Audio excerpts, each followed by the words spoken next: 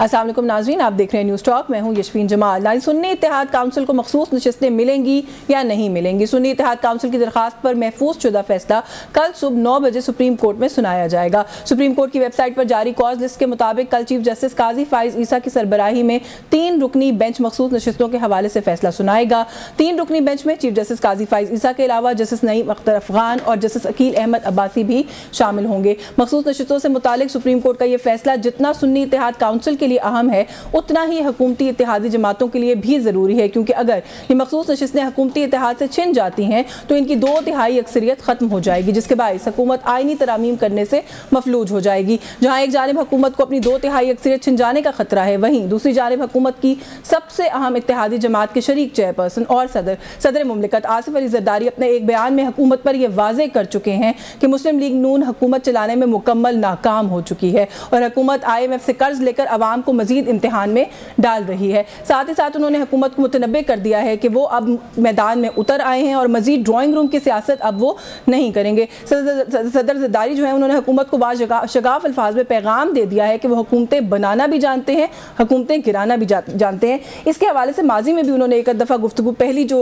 पिछली हुकूमत थी पाकिस्तान तहरीक इंसाफ की, उसके हवाले से भी की थी। कुछ इस इशू पर भी बात करेंगे।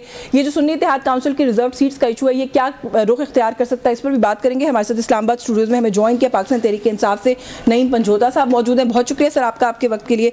पाकिस्तान मुस्लिम लीग नवाज से सेनेटर नासिर भट्ट साहब मौजूद हैं। सर बहुत शुक्रिया आपका आपके वक्त के लिए। और अवाम पाकिस्तान पार्टी से ज़हीम कादरी साहब ने हमें ज्वाइन किया। बहुत शुक्रिया सर आपका भी आपके वक्त के लिए।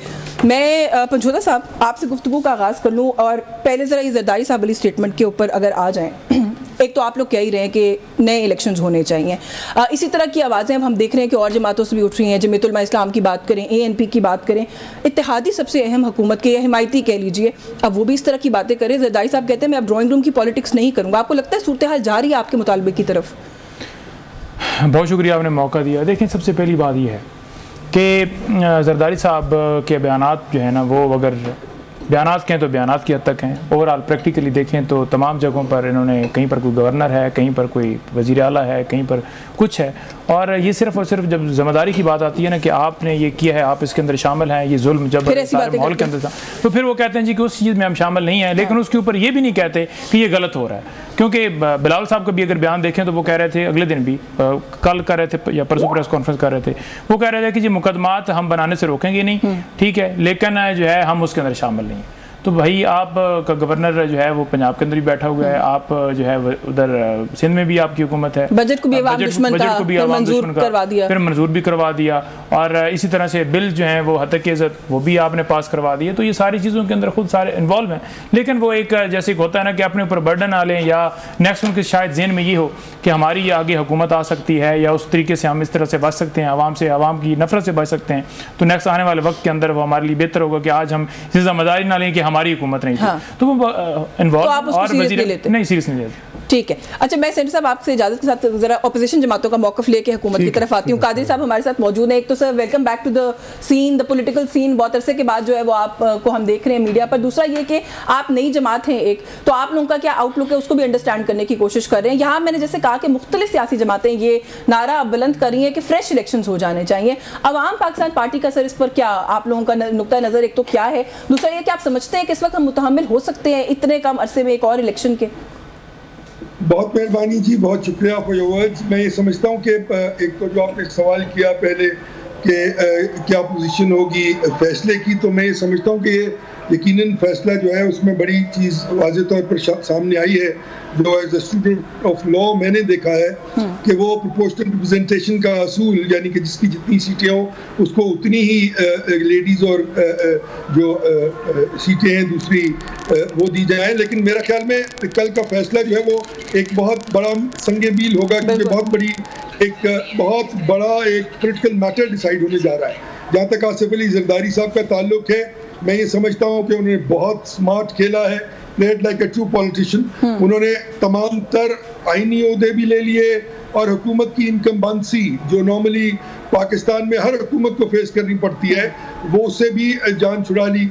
मैं नहीं समझता कि PMLN का ये सही डिसीजन था कि वो और शायद ये मेरे ख्याल में मियां नवाज शरीफ का डिसीजन भी ना हो। बहरहाल उन्होंने हुकूमत ली तो इनकम बंसी तो फिर PMLN को फेस करनी होगी। जो भी इसकी इनकम इसके रिजल्ट्स होंगे या जो डिबेकल्स होंगे या जो नुकसानात होंगे उनका नहीं, लेकिन इस पर क्या आपकी राय है कि ये बयान जो है वो बस बयान बराए बयान है? पंजोता साहब से इत्तेफाक करते हैं, आप समझते हैं कि वो कोई इफेक्टिव जो है वो थ्रेट थी जो उन्होंने दी है वो इम्प्लीमेंट कर सकते हैं?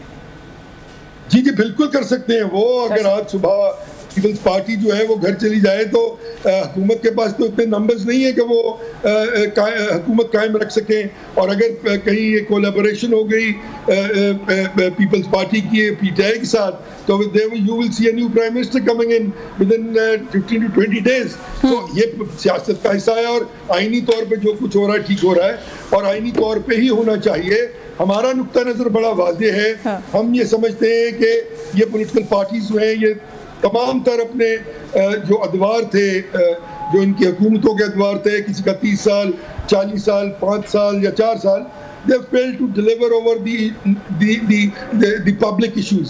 एक बहुत बड़ा सीरियस गल्फ है जहाँ डिलीवर करना चाहिए था। उसकी सबसे बड़ी वजह ये थी कि वो डेमोक्रेटिक नॉर्म्स जो फॉलो किए जाते हैं पॉलिटिकल पार्टी से वो नहीं फॉलो किए गए। क्योंकि आप देखिए कि जिस तरह आप आइडियोलॉजिकली अपनी आइडियोलॉजिकल बाउंड्रीज को पार करके सिर्फ हुकूमत और हासिल करने के लिए सॉल्यूशंस में जाते हैं, मामला अभी भी कुछ ऐसे ही नजर आते हैं। कादिर साहब इजाजत दीजिएगा, मैं आपकी जानिब वापस आती हूँ, जरा सेंटर साहब को गुफ्तगू में शामिल कर लें। सर किस तरह देखते हैं? एक तो इमरान खान साहब अब कंसिस्टेंटली जहाँ उनकी मीडिया से बात होती है वो कहते हैं जी नया इलेक्शन यही मुतालबा है। मैंने और भी जमातों के नाम लिए वो भी यही मुतालबा कर रहे हैं। जरदारी साहब की स्टेटमेंट को कैसे देखते हैं? वो कहते हैं जी कि अगर हम हुकूमतें बना सकते हैं तो हमें हुकूमतें गिरानी भी आती हैं।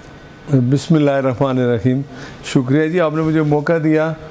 मैं ये बातें सुनकर तो मुझे यही फील हो रहा है कि देखें पाकिस्तान में जो इलेक्शन हुआ 2024 का, इससे पहले 2018 का इलेक्शन हुआ।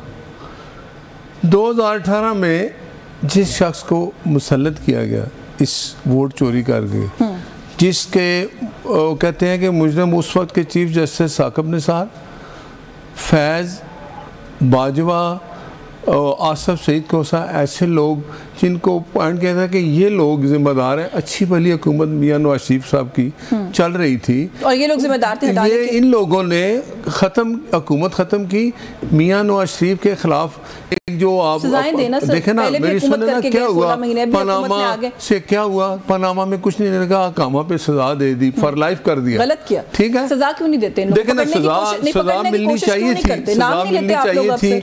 हम आज भी ये कहते हैं, देखें इमरान साहब की वो रिकॉर्डिंग निकालें जब वो कहते थे कि चीफ आर्मी जो है वही सबसे बड़ा हमारा हमायती है, उसकी वजह से मेरे जो जितने मेरे कोलिशन बंदे हैं वो पार्टनर है वो मैं नहीं बुलाता, वो बुलाता है उनको।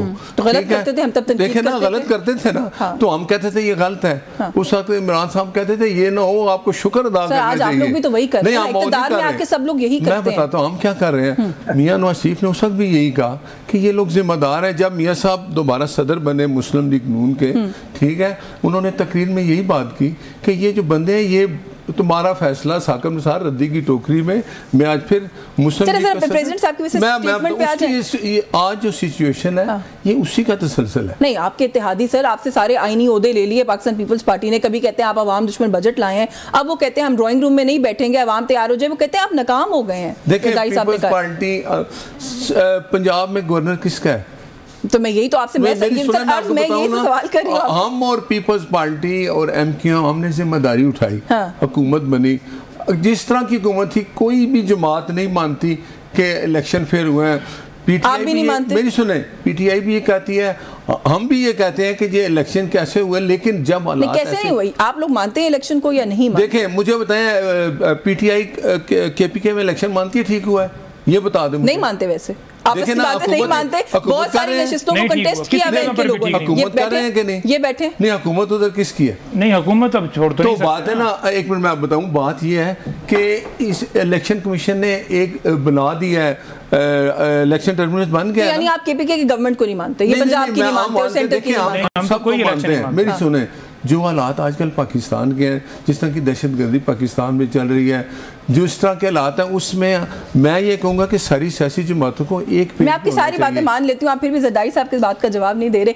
और जरदारी साहब को इसलिए सीरियसली नहीं, उनका माजी की एक स्टेटमेंट मेरे सामने, उन्होंने कहा जी हमने चेयरमैन पीटीआई की हुकूमत इसलिए नहीं गिराई थी कि वो हमें हुकूमत चाहिए थी, हमने इसलिए हटाई थी क्योंकि वो नाकाम हो गए थे, वो चल नहीं रहे थे। अब आपको नाकाम किया, मेरे ख्याल में तो अब वो मिनिस्टर भी उनके आएंगे कुछ पीपल्स पार्टी के, मैं बता रहा हूँ शायद मैं जो मुझे इल्म है कि जरदारी साहब हम और MQM हम सियासी जमातें हैं, हमने हुकूमत बनाई, हम जिम्मेदारी उठा रहे हैं, लेकिन जो हालात इस वक्त हैं उस वक्त आप मुझे बताएं PTI हुकूमत बना लेती पीपल्स पार्टी के साथ मिलके। हाँ।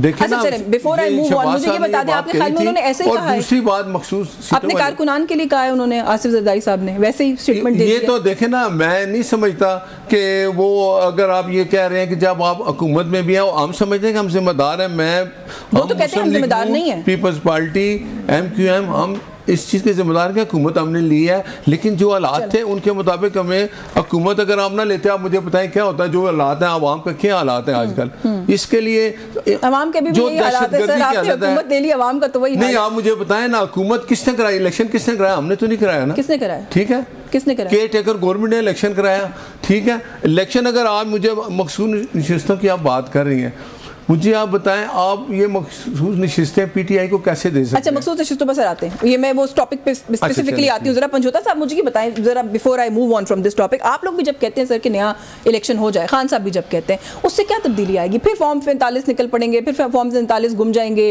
फिर इलेक्शन कमीशन जो है वो 8-8 महीने इलेक्शन अपलोड करता रहेगा, तो क्या फ़र्क पड़ेगा? एक्सरसाइज करनी है दोबारा, क्या इस मुतालबे का क्या बैकग्राउंड है? नहीं, इस मुतालबे का बैकग्राउंड अगर मैं बताऊँ तो ये नहीं है कि इलेक्शन दोबारा उसी तरह से करवाया जाए। हम तो कहते हैं कि फ्री एंड फेयर इलेक्शन हो, और उसी आप जीतेंगे तो फेयर हो जाएगा। नहीं, जीतेंगे की नहीं बात। अगर आप देखें तो रिकॉर्ड दिखा देना कि जैसे हमारे पेपर छीने गए, जैसे हमारे उम्मीदवारों को बाहर किया गया, जैसे प्रेस कॉन्फ्रेंस करवाई गई, घरों में छापे मारे गए, हमें जलसा नहीं करने दिया गया, जुलूस नहीं निकालने दिया। ये तो थर्ड टीम खान साहब ने उतारी ना कि वकला को इतने ज़्यादा मिले और लोगों को, कारकुनों को मिले, क्योंकि फर्स्ट ईयर लीडरशिप को आप किसी को आपने वैसे नायल कर दिया, किसी से आप वैसे प्रेस कॉन्फ्रेंस करवा कर किसी को रूपोश होना पड़ा। जो आपके ग्रीवेंसेस हैं वैसे ग्रीवेंसेस नहीं होंगे, लेकिन इनकी भी 2018 की बड़ी ग्रीवेंसेस हैं। इलेक्शन तक ठीक है, अब इलेक्शन वाले दिन क्या हुआ, जिस तरह से वहाँ पर वोट डाले गए, जिस तरह से अंदर हमारे जो है वो जितने थे हमारे पोलिंग एजेंट उनको दाखिल नहीं होने दिया गया, जैसे फॉर्म 45 के मुताबिक हम जीते और 9 को उन्होंने हरा दिया, जैसे दोबारा रिकाउंटिंग के अंदर सीटें हराएंगी, तो ये सारा प्रोसेस आपके सामने। आज भी वैसे थर्ड बात ये है इलेक्शन हुआ है, उसमें तीसरे नंबर पे आपका कैंडिडेट आज भी जो आरोज देखें, आरोज इसलिए हम कह रहे थे कि दिल्ली से होने चाहिए कि वो कम होता है ज़रा उस हवाले से, क्योंकि अगर आप इंतजामिया से लेंगे लोग, वही लोग जो 3 MP के तहत लोगों को उठाकर अंदर डाल देते और उनसे जो है वो बार-बार उनको उठा रहे थे, जो है सारी हमें पता है कि फ्री एंड फेयर इलेक्शन होने चाहिए। बात ये है ना, जब तक फ्री एंड फेयर 2018 वाले इलेक्शन को वो नहीं मानते, वो कहते हैं RTS बिठा दिया गया था, 2024 को आप नहीं मानते। अच्छा, उससे पीछे चले जाए, नून लीग पीपल्स पार्टी किस बता दें, जीतने वाली पार्टी ने, हारने वाली पार्टी ने एक इलेक्शन माना हो, मुझे बता दें, मुझे गलत साबित